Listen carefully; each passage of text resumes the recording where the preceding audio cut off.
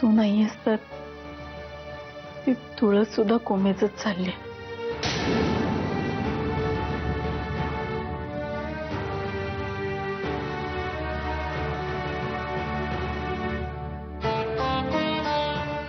मी जाते, तुम्ही बोला.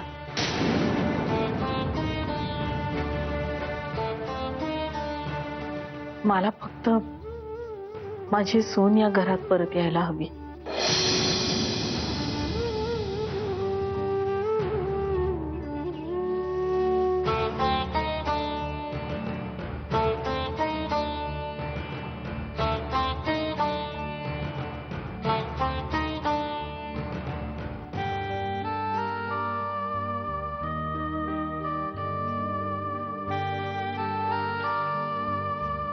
काही दिवसांपूर्वी बाबा महाबळे नावाच्या वकिलांना भेटले ते. माझ्या बाबांची इच्छा आहे की मी तुमच्यापासून लवकरात लवकर घटस्फोट घ्यावा.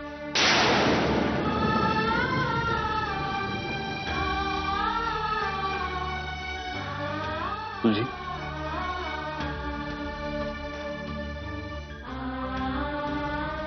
मी दुविधेत होते.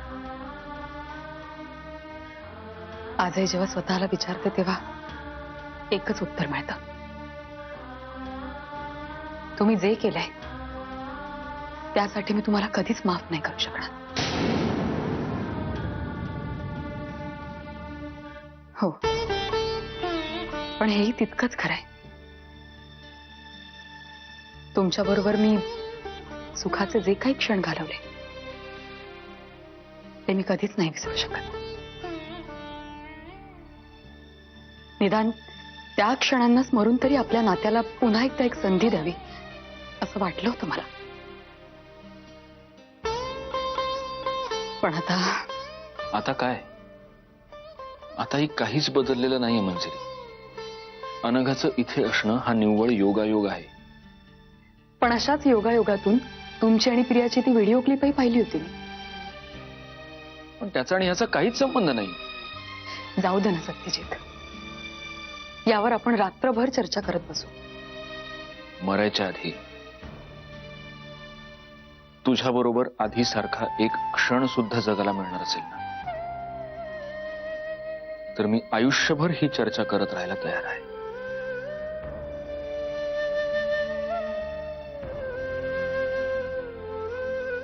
मला माझ्या एकटीचा नाही, माझ्या मुलीच्या सुद्धा आयुष्याचा विचार करायचा आहे.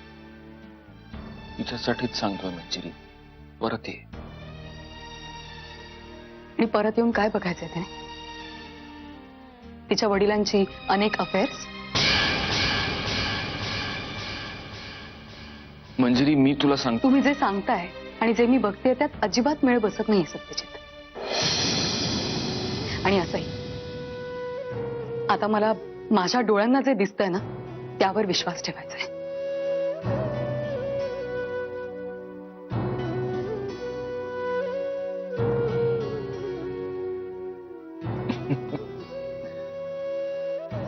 काही महिन्यांपूर्वी मी जिथे उभा होतो त्याच जागेवर आता तू उभी आहेस, संशयाच्या भोऱ्याच्या मधोमध.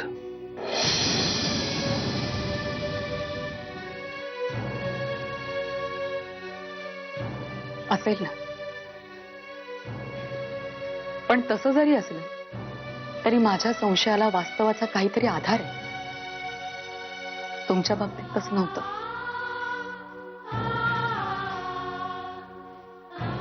फक्त एवढंच सांगतो मंजिरी की ती जागा माणसाला खूप एकटं करते. अनुभव घेतलाय मी. लोकांबरोबरही राहून पाहिलंय मी. आता एकटं राहून बघते.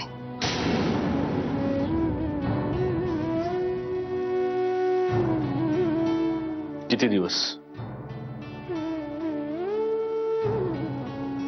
कधीतरी कोणाच्या तरी आधाराची गरज लागेलच ना. बघेन ना तेव्हाचा तेव्हा.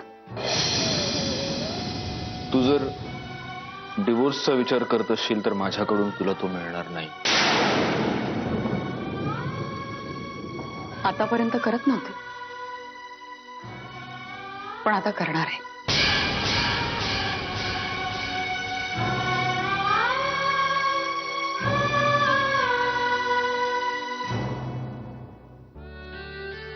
मंजिरी, आजही माझं तुझ्यावर तितकंच प्रेम आहे.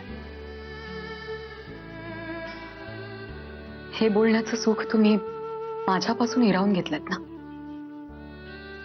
हाच तुमचा खूप मोठा अपराध आहे.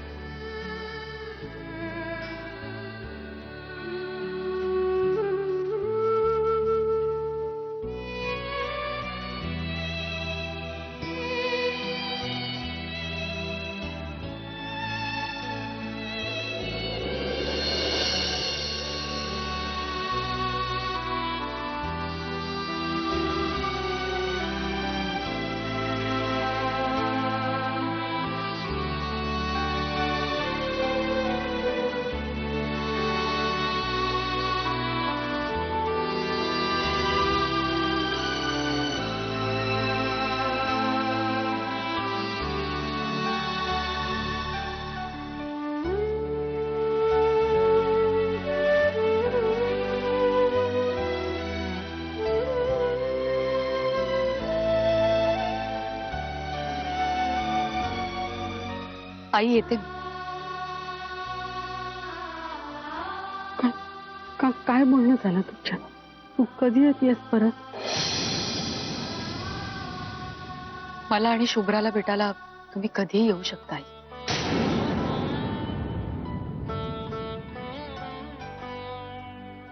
हे माझ्या प्रश्नाचं उत्तर नाहीये म्हणजे. माझ्याकडे सुद्धा असे अनेक प्रश्न आहेत ज्यांना उत्तरच नाही येत. ते प्रश्न घेऊन मी कुठे जाऊ तुम्हीच सांगा.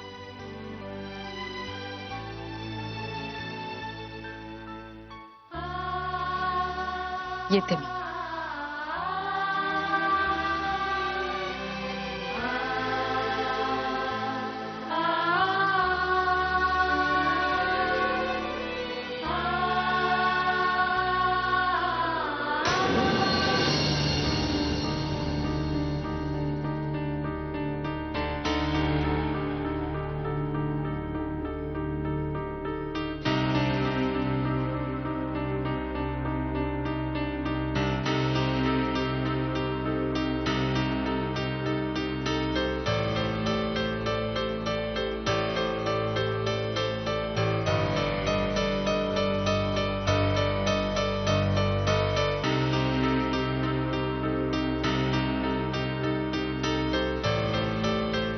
शिवराज अजूनही आलेली नाहीये. आपण जाऊया का तिथे? मला काळजीच वाटते आता. अरे काय काळजी करतोस त्यात? मनू काय भाजी आणायला गेली आहे का? ती आपल्या आयुष्याचा निर्णय घ्यायला गेली आणि त्याकरता जर सत्यजित रावांबरोबर तिला थोडा वेळ हवा असेल तर आपण तो द्यायला नको. मला तरी भीती वाटते हा माणूस तिला इमोशनल ब्लॅकमेल करेल आणि तिथेच राहायला भाग पडेल. नाही, असं होणार नाही. अरे कारण शुभ्रा आतमध्ये आहे. शुभ्रा करता ती येईल लगेच. शिवराज, आता इथपर्यंत येऊन यानंतर मला लढाई हरायची नाहीये. दादा राग नको माणूस. पण एक गोष्ट सांगू, तुझा प्रॉब्लेम झाला म्हणजे मनू आणि सत्यजित रावांचं नातं राहिलं बाजूला आणि ही तुझी लढाई झाली. हो, ही माझी लढाई आहे. ही माझी लढाई आहे. एका बापाची लढाई आहे ही. ज्या बापानं हताशपणे त्या नीच माणसाकडून आपल्या मुलीचा छळ होताना पाहिला, त्याची लढाई आहे ही. ही लढाई त्या नवऱ्याची आहे ज्यानं त्या माणसाच्या पायावरती डोकं ठेवलं आणि ते बघून त्याची बायको इतकी खसली की तिने आपला जीव गमावला. ही माझी लढाई आहे आणि मला जिंकायची आहे ती. दादा, तुझ्या प्रत्येक लढाईत मी तुझ्या बरोबर आहे. पण या लढाईत आपण आपल्या मनूचा बळी तर देत नाही होत ना. Don't talk rot Shivraj. अरे यात मंजिरीचं कसं झालंय बळी? त्या सत्यजित मुधोळकरला काय सोनं लागून राहिलं का? डिवोर्सची डिग्री एकदा माझ्या हातामध्ये येऊ दे. मंजिरीसाठी एकाहून एक सरस अशा मुलांची लाईन लावतो की नाही ते बघ. या पुढच्या काही वर्षामध्ये मंजिरीच्या पदरात असं काही सुख येईल ना की ती विसरून जाईल या माणसाबरोबर तिचं कधी कधी लग्न झालं होतं ते. आणि शुभ्राला कुठल्या अनाथ आश्रमात नेऊन टाकणार आहेस? मूर्खासारखं काहीतरी बडबडू नको. अरे साहजिक आहे ना, जोपर्यंत शुभ्रा मंजिरीकडे आहे, तोपर्यंत तिला कसं विसर पडेल की सत्यजित रावांशी तिचं कधी लग्न झालं नव्हतं म्हणून. हे बघ शिवराज, तू माझ्या प्रत्येक शब्दामधून काहीतरी अर्थ काढून त्याच्याबद्दल ना माझ्याशी वाद घालत बसू नकोस. मला फक्त एवढंच म्हणायचं होतं की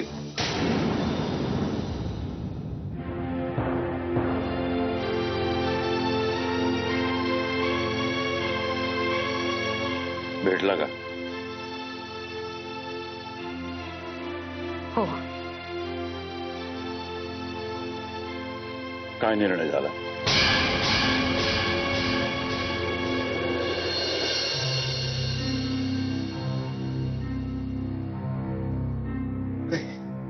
इथे का बसलेस? बॉसची खुर्ची ती आहे. ती तुझी खुर्ची आहे, मी आहे तिथे, ठीक आहे. खुर्ची व्यक्तीची नसते व्यंग, खुर्ची पदाची असते. आणि सध्या you are master of the show. तुला अचानक विरक्ती आली म्हणून. अचानक? एवढं मोठं वादळ उठलं तरी तू म्हणतोस अचानक? बाय द वे, तू आज इथे कसा?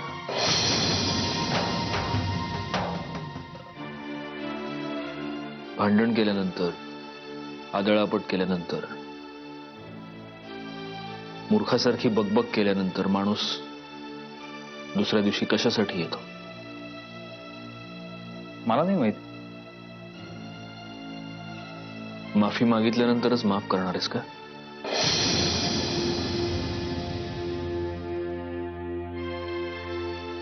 मैत्रीत आभार आणि माफी हे दोन्ही शब्द निरर्थक असतात.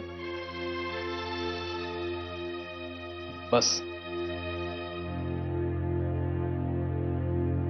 नाही.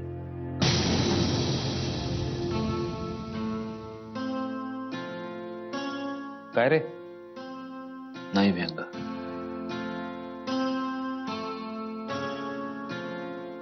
I am still not ready. तासन तास लॅपटॉप उघडून बसतो, पण मंजिरीचाच चेहरा, तिच्याच आठवणी डोक्यात घोंगावत राहतात. मला वेळ लागेल या सगळ्यातून बाहेर यायला. मला माहित नाही किती, पण वेळ लागेल. ते ठीक आहे, पण आपल्याला इथे काही कुणालाच नाही.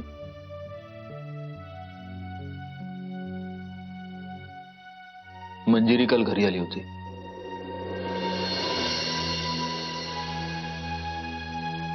अरे वा. नाही, त्यात अरेवा वाटण्यासारखं काही नाहीये. उलट जे होतं ते आता जास्तच बिघडलंय.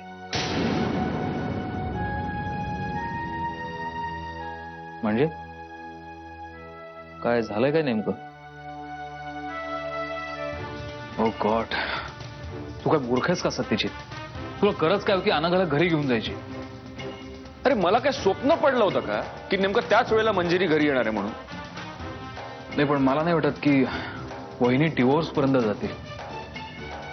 कसं आहे व्यंग, सध्या तिथे वहिनींपेक्षा वहिनींच्या बाबांचं डोकं जास्त चालतं.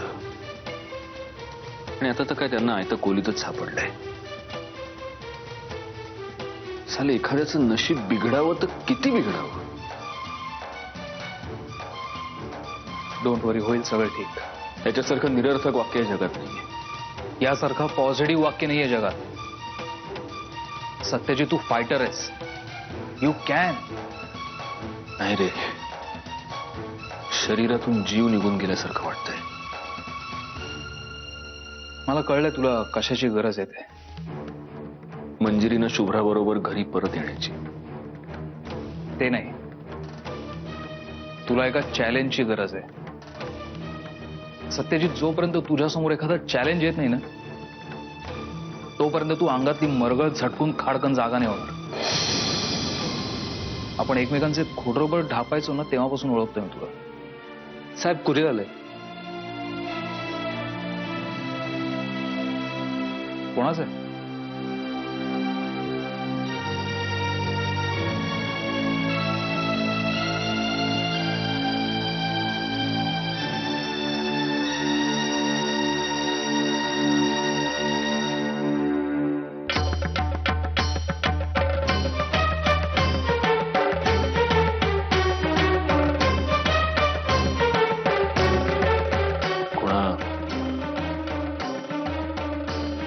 ऍडव्होकेट महाबळेंकडून नोटीस आली आहे. ऍडव्होकेट महाबळे यांच्या अशील सौ मंजिरी मुधोळकर यांना आपले पती सत्यजित मुधोळकर यांच्यापासून घटस्फोट हवाय.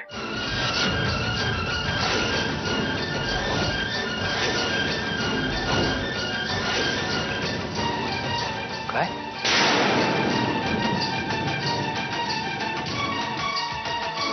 It is in black and white ना. चॅलेंज म्हणत होतास ना तू? चॅलेंज.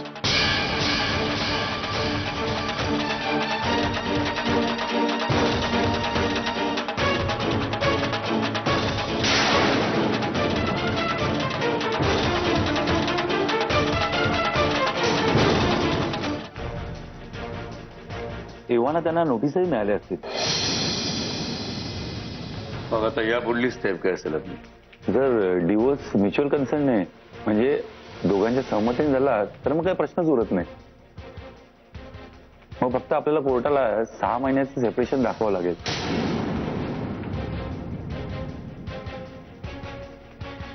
आपण दोन्ही पक्षाच्या सोयीने 6 महिन्यानंतरची तारीख घेऊ आणि मग त्यानंतर आपल्याला डिवोर्सची डिक्री मिळायला काहीच वेळ लागणार नाही. आणि मुलीच्या कस्टडीचं काय? ती तर आईकडेच राहील. हा, मात्र विरोधी पक्षवाल्यांनी जर हे सिद्ध केलं की जर आईचं चारित्र्य ढागाळलेलं आहे किंवा तिची मनस्थिती स्थिर नाहीये तर मात्र ती वडिलांकडे जाऊ शकते. आणि आई जर मुलीची काळजी घेण्यासाठी फायनान्शियल केपेबल नसेल तर वडिलांकडनं आपल्याला तिला मेंटेनन्सचा खर्च मिळू शकतो. प्रश्नच येत नाहीये. मुधोळकरांचा एक छदामी मला माझ्या नातीवरती खर्च करायचा नाहीये. आणि एक मला विचारायचं आहे की समजा ते लोक म्युच्युअल कन्सर्नला तयार झाले नाहीत तर मग पुढे काय? तर आमच्या साहेबांचा बँक बॅलन्स वाढेल. जर यांचा सामंजस्याने डिवोर्स झाला नाही तर कोर्टात हे प्रकरण चालू राहील. त्यांना आपल्या डिवोर्सच्या अर्जाला कंटेस्ट करावं लागेल आणि आपल्याला हे सिद्ध करावं लागेल की मंजिरीने तिच्या नवऱ्यापासून वेगळं होण्यामध्ये तिचं कसं काय भलं आहे. आणि ते आपल्याला वेगवेगळ्या बेसिसवर सिद्ध करता येईल. जसं क्रुएलिटी, डिसीट आणि मॅरिटल हॅरेसमेंट. ठीक आहे, फार आनंदानं सांगण्यासारखी गोष्ट नाहीये पण मंजिरीच्या बाबतीमध्ये सगळं लागू पडतं. एकच सांगतो सरनाईक सर, कोर्टात हे प्रकरण चिघळलं तर फारच मानसिक तणाव वाढेल.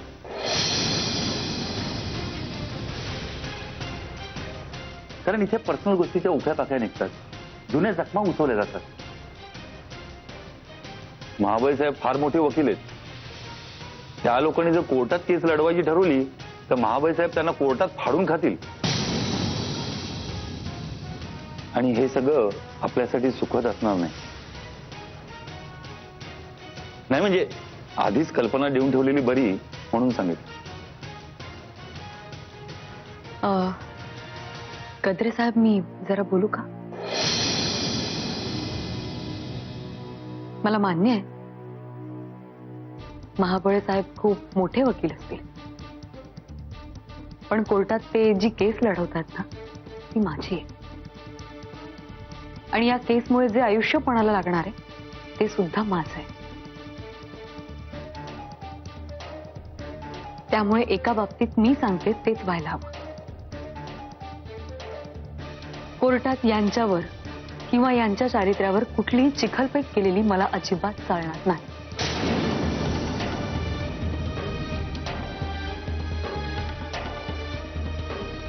नाही पण हवं तर अट समजा तुम्ही माझी. काय की भांडण आम्हा नवरा बायकोच आहे.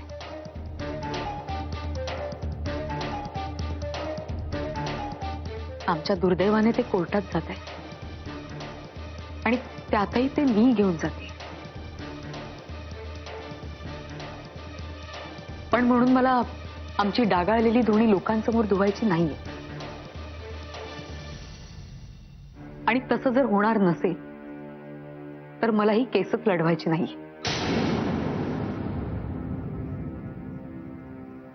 तशी वेळच कदाचित आपल्यावरती येणार नाही मंजिरी. त्याआधीच मुधोळकर आपली गटारगंगा उघडतील माझी 100% खात्री आहे. तसं झालं तर उत्तर देऊ ना आपण.